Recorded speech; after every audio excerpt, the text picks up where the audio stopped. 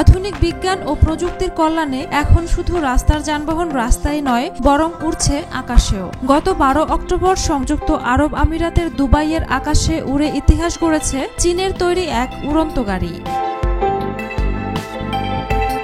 ওই ঘটনার পর এবার বিশ্বের অন্যতম ধনী ব্যক্তি ইলন মাস্ক আবারও অবাক করলেন এক নতুন ঘোষণায়।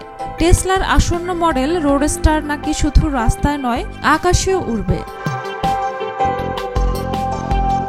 এক পডকাস্টে মাস্ক বলেন, রোডস্টারের ডেমো এমন কিছু হবে যা কেউ কখনো ভুলতে পারবে না। তার দাবি, এবছরের শেষেই সেই ঐতিহাসিক উড়ন্ত গাড়ির প্রদর্শনী হতে পারে।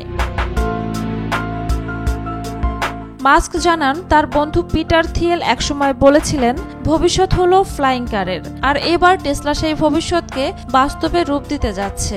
যুক্তরাষ্ট্রে ইতিমধ্যেই বেশ কিছু কোম্পানি ফ্লাইং কারের প্রোটোটাইপ দেখিয়েছে। তবে মাস্কের মতে টেসলা রোডস্টার হবে সবচেয়ে উন্নত ও স্মরণীয় মডেল। তবে বিশ্লেষকদের মতে টেসলার বিক্রি সম্প্রতি কমে যাওয়ায় মাস্ক নতুন আলোচনায় আসতেই এমন ঘোষণা দিয়েছেন। প্রেসিডেন্ট ট্রাম্পকে সমর্থন, বিতর্কিত মন্তব্য এবং সাবেক টুইটার নিয়ে নেতিবাচক প্রতিক্রিয়ায় তার জনপ্রিয়তা কমেছে।